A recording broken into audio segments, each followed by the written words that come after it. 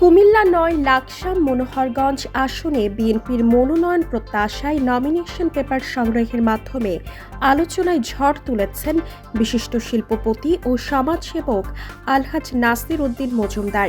তিনি লাকসাম উপজেলার গোবিন্দপুর ইউনিয়নের দোখাইয়া গ্রামের বাসিন্দা।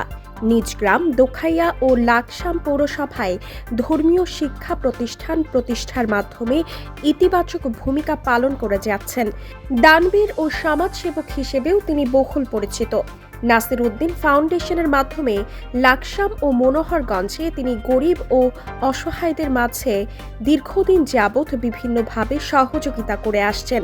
তিনি ঢাকার সাভারে হেমায়েতপুর ট্যানারি পল্লীতে একজন সফল শিল্প উদ্যোক্তা হিসেবে পরিচিত।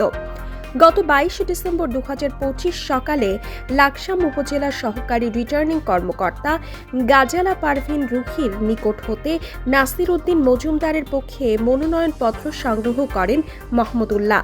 এ সময় উপস্থিত ছিলেন উপজেলা নির্বাচন অফিসার কামরুল হাসান।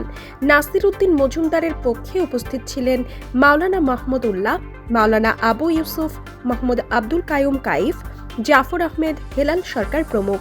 এর আগে বিএনপি মনোনীত প্রার্থী মোহাম্মদ আবুল কালাম, ভাইয়া গ্রুপের পরিচালক আলহাজ মফিজুর রহমান, সামিরা আজিম দোলা, ডক্টর রশিদ আহমদ হোসাইনি, ছাত্রদলের সাবেক কেন্দ্রীয় দফতর সম্পাদক শফিকুর রহমান শফিক সহ ৫ জন বিএনপির মনোনয়ন প্রত্যাশী হিসেবে মনোনয়নপত্র সংগ্রহ করেন।